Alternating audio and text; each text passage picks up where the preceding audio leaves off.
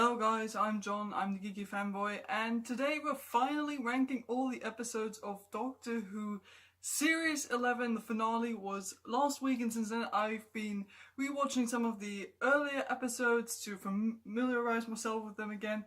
And now I thought we're gonna take a look at what I actually thought of each individual episode. On the whole, I thought Series 11 was a great series. There were some episodes in there that I really liked, which I'm going to talk about in a couple of minutes. So why don't we just start right away? So let's start off this list with the episode I personally consider the worst of this series, namely Rachnids of the UK, written by Chris Chibnall. Okay, I'm not even going to pretend, I'm going to come right out and say it. I'm a huge arachnophobe, like spiders.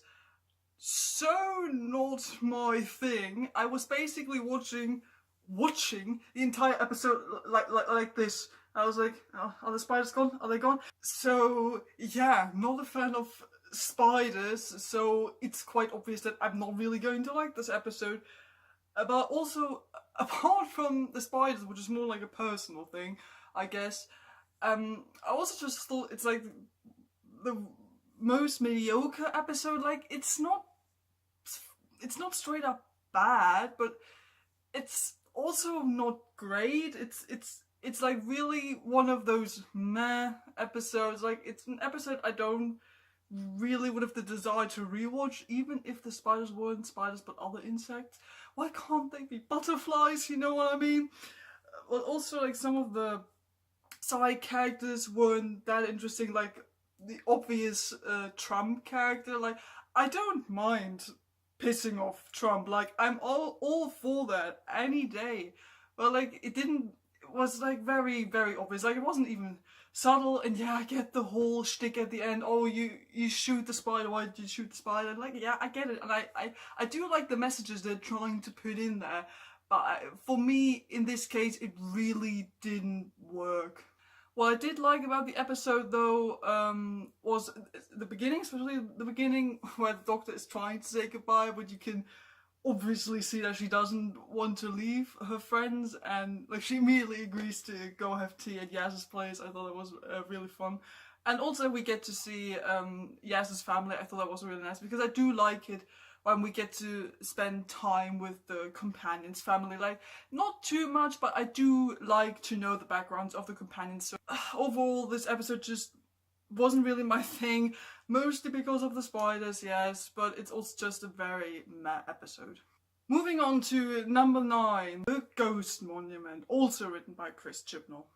So The Ghost Monument was a follow-up episode to the series opener, and like, it's not same case, it's not bad, but it's also really brilliant. There are some interesting things in there. Like, I do like the idea of like this big space race, everyone's entered and there are only 2 people remaining. And also I like the ruins and the robots in there. I thought that was quite interesting, but just like it's not really that exciting and not that insightful. It's one of those cases where you keep thinking you could do so much with this idea of this big space race that so many people have entered, and there's so much at stake at this planet that's basically designed to kill you.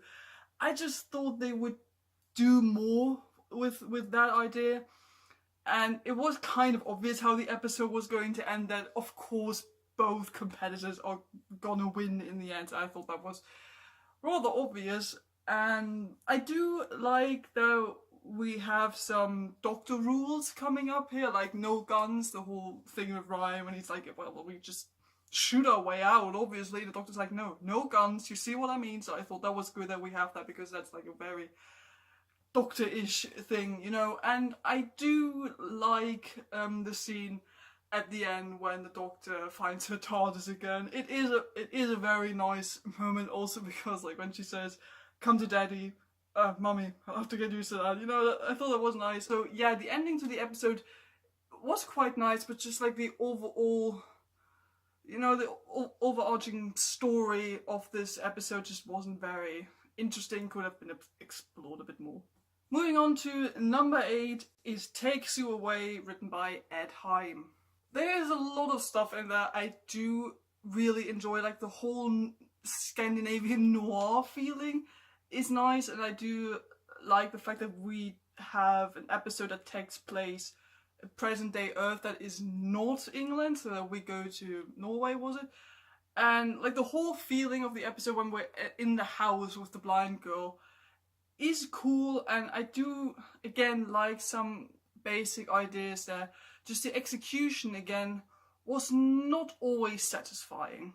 Like I do like the idea of like this whole parallel world thing on the other side of the mirror, but I thought they could have done more with like this in-between zone between the worlds. It seemed like a lot darker, a lot more dangerous, and a lot more interesting to explore. Like I get what they were trying to do, especially like with the ghost of Grace and this kind of struggle Graham has towards the end of this episode. A struggle I didn't enjoy watching because it was very interesting for the character of Graham. I also do like the reveal we have here with when Ryan finds out that the monster isn't actually real, but it's just a fabrication by the dad. So I thought that was interesting. But then it is kind of disappointing what the whole episode turns out to be at the end. Now, I have to say, I didn't mind the frog. I honestly liked the frog because it felt so bizarre that it worked for me. Like, I felt reminded of Classic Who a lot in this episode. I mean, I felt reminded of Classic Who throughout the entire series anyway, but this, like, thing with the frog, I was like, this is such a Classic Who thing to do, isn't it? Also, it felt very Terry Pratchett, I thought. And I guess it's this kind of weird thing you either like because it's so weird, or it's so weird that you think, wow, how stupid is this? So that, yeah, there's some good stuff and it takes it away. I love the whole feeling, and I like the idea with the mirror and the other dimension on this other side of the mirror. This weirdness the ending of this episode has. It didn't feel like it didn't satisfy me at the end. I thought it's a cool weird ending, but taken that we had all this cool interesting build up towards the beginning with the the fake monster or whatever it is in the house and this dangerous dimension in between. I just thought there could have been more done with this whole premise. Moving on to number 7, The Woman Who Fell to Earth, written by Chris Chibnall. Now, my opinion on like opening episodes for new Doctors, also I guess for new series, is it's never the best episode. Like, it's just there to get you back in, to give you a feeling for what you are about to see in the next series. And I think this is what this episode does very nicely, like most of the time. For what this episode is, I did like it a lot. I even enjoyed it more now up on a rewatch, because when I initially watched it when it aired, I was like, yeah, nice, but okay, let's see what's gonna happen. But like now that I rewatched it, I think there's a lot of good stuff in there. I do love how we get introduced to Jodie's doctor, and for me, she immediately clicked. I immediately clicked with her. For me, it was really, really nice going into this episode, and as soon as you see her crash through that train, and she automatically like goes up and saves a bunch of people, because that's what the doctor does. I thought, like, yeah, that's her.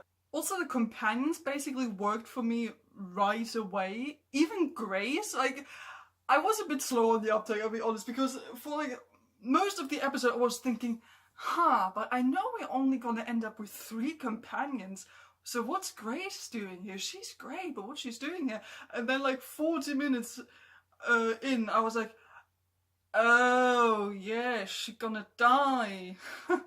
Tim Shaw, I think, is okay. Like, he's a good introductory new villain. I thought, like, he has a cool design. I also like the way they shot him, like, because they always have like the slightly from above, really close look on him, where you can really see the teeth he has in his face. I thought that was really nice. And like this whole bit of the speech moment the doctor has on the crane, I thought that was really nice. But there's just some stuff in there that was just either really slow or just didn't work for me. Like, the episode is, I think, 60 minutes long, because introductory episodes of either new Doctor or new series do tend to be longer in general with Doctor Who, I think. But there was just some stuff in there that didn't work, and that was clearly just in there to make it longer. Like the whole thing with the guy taking this pod to find out if this is the monster that took his sister was so useless. But overall, I think it's a good episode. Like it's your standard solid episode that isn't fantastic, but it's also not bad. It's good. It's okay. It's solid. I think it's a good introduction to the series and to Jodie as a Doctor. They could have worked out some stuff better, definitely, especially like with the pacing and all that. But I think this is like a general Chris Chibnall problem. Like he's good with the characters, but pacing and all that, he needs to work on that stuff. We move on to number 6. The Tsuranga Conundrum, also written by Chris Chibnall. Turns out I actually do really like this episode, because my feeling is that a lot of people didn't really like this episode and were especially kind of irritated by the pating and all that. But like when I initially watched it, I liked it a lot because it just felt very sci-fi, very much like Doctor Who. And it's just like a fun but dangerous adventure on a spaceship where the Doctor, with her friends, has to save the day. Like, it just feels like a classic Doctor Who episode. In general, I like the Doctor's whole dynamic with this nurse character we had in the beginning. I thought it was really cool. And then after 10 minutes, I realized, oh no, he's gonna be like our first initial death for the monster in the episode, isn't he? And then I got really upset when he died, because I thought he was entertaining and his friendship with the Doctor was kind of cool to watch, and now he killed him. Good job, episode. Just in general, the supporting cast in this episode worked really, really well for me, especially like the brother and the sister, and the end of it was a nice group of people. I mean, sure, the pregnant man didn't have to be there necessarily. Like, you could probably take him out and the episode wouldn't be any different, to be honest, but I think he's a nice addition. I just like the whole gist and feeling of this episode, because it does feel very sci-fi, and the Doctor gets to do her whole shtick with explaining stuff, technobabble, you know, defeating the monster, figuring out what the monster wants, but trying to stay humane in defeating it, you know, and just like with the whole setting of a spaceship that is also a hospital, but fully automatic, so there are some technical problems there. I thought that's just really nice. It's like a standard Doctor Who episode you can put on during the afternoon. Sure, you don't really have to pay attention to it, but it's a nice story you can just watch as you go along, and I just think it's a really nice adventure to watch in between. Okay, let's enter the upper half of this ranking with number 5, The Battle of Ranska of Kolos by Chris Chibnall. Damn that title though. Chibnall has to work on his titles and names. So I talked about this episode just a week ago, back when it aired. I did like it a lot. I thought it was a very fitting finale to this series. And I understand that a lot of people were not happy with this as a finale. Like, it didn't feel very finale-ish for a lot of people and didn't satisfy them in that regard. But for me, it mostly worked because it goes along with what we've had throughout the series, like the tone of the series, and then you have this kind of episode as a finale. I think it works very well. Again, I just like the whole sci-fi Doctor Who feeling about it. We have an alien planet, we have a recurring villain, we have cool, interesting new aliens with the Urks. I thought they were very interesting as a species. I hope they come back, because there's so much more that they could do with them. And you have this whole thing going on with Graham meeting Tim Shaw again and wanting to take revenge for Grace's death. And I like how straight up he is about it. He even directly goes to the Doctor and is like, Doc, listen to me.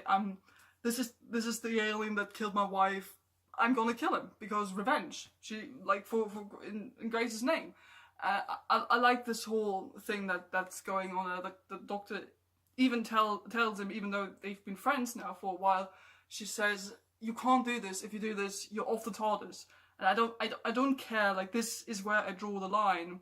So I like that you have this little conflict going on there, and that you also got Ryan going in there as well, who kind of opposes Graham a bit, and he's like, yeah, I am upset about Grace's death as well, but we can't kill, so what should we do? And I do like how it all gets resolved, and you have the fist bump and everything, and them taking down Tim Shaw together. I thought that was really cool.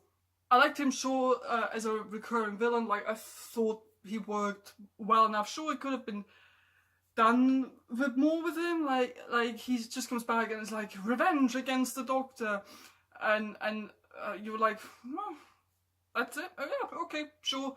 Like, sure, you could have expected a bit more, but then how many times have we had a villain that's just like, I need to take revenge against the Doctor? Like, we've had that so many times. So I guess as the motivation, it's normal at this point.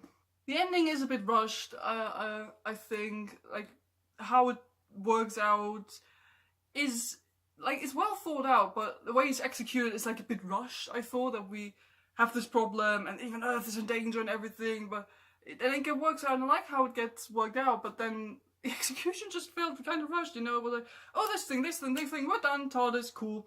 You're like, oh, okay, that already happened. But also the ending, like the very last scene we have, like with the little speech by the Doctor at the end, that was very nice. And for me, it just ended on a very nice note. And for me, as a series finale to Series 11, I thought this was perfectly fine. Moving on to number 4, Demons of the Punjab, written by Vinay Patel. I already loved this episode back when it initially aired. There's just so much about it I enjoy, like the whole emotions to it, that we get to travel to place and point in history that at least I thought not a lot of people know about. Like, you maybe have kind of heard about it, but you don't really know about it. I like that we get the idea from Yaz to travel there, so this is kind of becomes her episode, even though the episode kind of moves away from that, which isn't really that good. But I like the initial idea with her grandma and all that, and then she tells the Doctor, okay, no, I want to travel there, I want to see what my grandma has been up to. So I do always kind of like those episodes where one of the companions wants to discover something in their past. I really like the aliens in this episode, the demons, you know. The whole design, first off, is so cool. I love the design with like long, cool, dark robes, and then the skull-like faces, where you really think, when you see them for the first time, holy shit, yeah, those are some alien assassins. Like, it's a very intimidating sort of design, and when the Doctor tells us this is like the ultimate assassination alien race, you do believe her when she says that, when you see those demons. But the whole concept of the aliens is great, because they do not turn out to be a villain. They're not. You think for like most of the episodes, those demons are there to kill one of the people in the Punjab, but no, they are there because they want to help those who die alone. And just the whole dynamics within Yaz's family we see are very interesting. Like the whole conflict with religion and geography, I thought it was very nicely explored, culminating into what is such a beautiful but sad ending. When I watched the episode for the first time, like, I had wet eyes. I was a bit like, okay, this is sad but also beautiful. Like, it works so well, and the music in this episode is so good. And you notice this especially towards the end, when you know that this guy has been shot and what this means for Yaz and Yaz's grandmother. And then you have this wonderful choir setting in, serenading this death and the marriage we've just witnessed, and then it slowly moves into the Doctor Who theme that's being sung as the credits roll, and that's just so nice. And the whole episode not only sounds but also looks nice. Like, the cinematography, especially in this episode, was fantastic. So I do really, really enjoy this episode. It's personal, there's some good emotional stuff in there, some good character writing. It's not that good that it starts off as a Yaz episode, but then it even moves away from her a bit. So I thought they could have included her a bit more in her own story, but nevertheless, it's a very good episode. And now we get to the top 3, and we're gonna start with number 3, Rosa, written by Mallory Blackman and Chris Chibnall.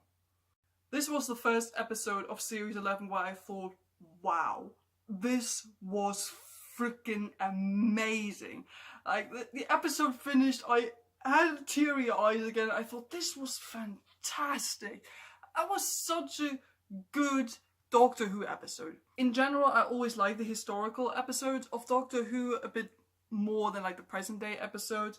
And I admit I'm kind of a sucker for episodes that include famous history people. So yeah, I did kind of like this already going in. But there's just so much good stuff in there. Like, the actress who plays Rosa is so cool. That the episode doesn't shy away from showing, okay, this is what it was like to be alive during Rosa's time and being someone like Rosa, being a black person or person of color. This is what this was like. Like, the episode doesn't shy away from that. It doesn't exclude the companions. It addresses it directly through the companions in the very first few minutes. And I do really like that the episode shows you, okay, this is what happens. It's a bad thing, and this is how it developed. It's just a very classic Doctor Who premise. Okay, we have history, we have a famous person, but something's going wrong with history, and we have to make sure history takes its course. Like, it doesn't get more Doctor Who than that, basically. I get that a lot of people were upset about the bad guy, and yeah, sure, at the end you're kind of wondering, motivation? What, like, that's it? That's it? We're not doing anything more with the bad guy? Like, that's just him now? And I get it, I would say that he's one of the weaker, like, bad guys in this series, but I think having someone like him is kind of important, because it does show that something like racism doesn't just go away. Like, the guy's from the far future, and he's still racist. Like, with all the aliens he probably knows or he's encountered and all the other people, he is still racist. Like, racism isn't something that's just gonna go away like that. And I like that it combines the events of history with this, because it takes such events as the stuff Rosa did, that she refuses to give up her seat. Something that, like, initially might appear as like a very small thing to do, but then because we're getting told that this starts like the whole battle against segregation with this one woman refusing to give up her seat. So I like that the episode shows racism isn't gonna go away, and we have to keep fighting, and we have to keep fighting even in those small ways, like refusing to give up a seat on the bus. So I do like the message there. Overall, it's a really, really nice historical episode that includes the historical person very nicely. We get to know about them, what they've actually done. We get to laugh and giggle along with the companions when they meet someone from history, where you would also think, oh, I know this person. We have some good conflict, we have some important messages in there. The ending is so good. Like, I like the fact that the Doctor and the companions can't do anything. They have to stay. They cannot help her, because history must take its course. Because I thought that leaves a mark. Like, I thought that was very impactful, and like with the whole song at the end, some people didn't like the song. I initially also didn't like it, but up on the rewatch now, I really did like it when the whole song sets in towards the end, and yeah, it ended on a very nice and interesting note, making this a wonderful episode. Moving on to number 2, Kablam by Pete McTighe. This is such a cool episode. Like, I love it. This is, like, if there's an episode you would have to describe as being very classic Doctor Who sci-fi, this is the kind of episode you would talk about. It has some very typical sci-fi elements mixed in with elements we know from present day, that sure, you would still have companies like Amazon delivering packages, but how does it happen in the future? And then sure, you have this big company, but of course something is wrong in the company. So what does the Doctor do with her companions? They go in incognito. Of course they do.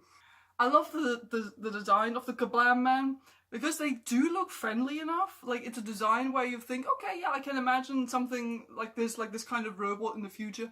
But it's also still creepy enough that when you have those moments of them just in the dark, in the corridor, or them speaking in this would-be friendly voice, where you're kind of like, okay, no.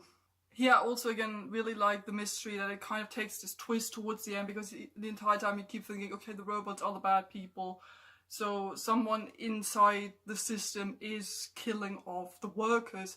But then it turns out, no, the system has been trying to warn the Doctor. It's not someone in there working who tried to get her there. No, it's the system itself trying to work out what is happening. It's actually one of the workers, a guy we followed throughout the entire episode, who we thought was a really nice guy. He turns out to be a bad guy. Also, I really like the supporting cast in this episode, basically everyone. I like that Charlie turns out to be a bad guy, like really the guy you wouldn't expect to be the bad one in this. I especially like the lady who assigns the jobs and the workers.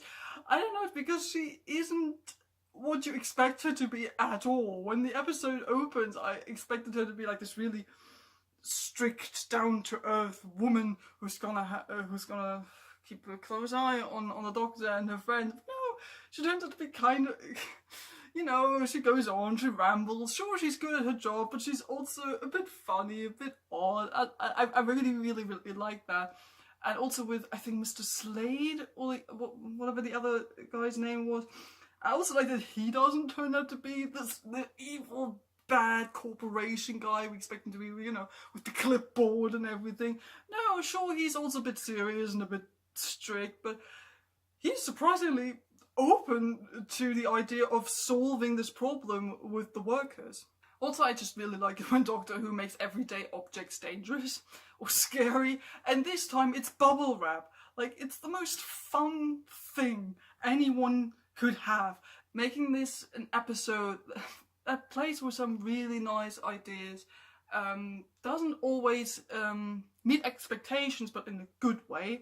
And it's just this very, very good Doctor Who-like episode where it's just like, okay, this is fun, this is your classic Who adventure with a bit of mystery, with sci-fi, with your robots, and some people going missing, so we have to find out what's happening. It just feels like a very classic Doctor Who episode, and I had a lot of fun watching it. Moving on to the top spot, the best episode of Series 11 in my opinion, The Witchfinders by Jodie Wilkinson. I'm gonna be honest, up on my first watch, I thought this is gonna be my favourite episode of the series. I just loved this episode. Again, it's like a history episode. I do love it when they travel into the past, and I think the witch trials that are, by the way, not the ones in America, because I expected them to do witches in America. No, it turns out we're doing a witch hunt in England, which I thought was very good, and it's just a very nice setting also because you immediately think, okay, the Doctor's gonna get into trouble because she's a lady now, and of course she does get into trouble.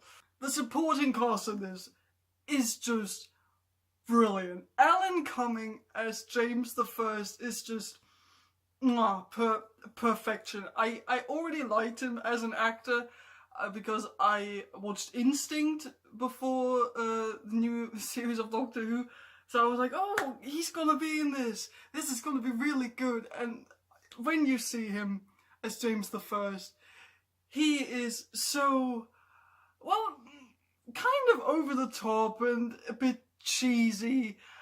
It's just so much fun to watch him.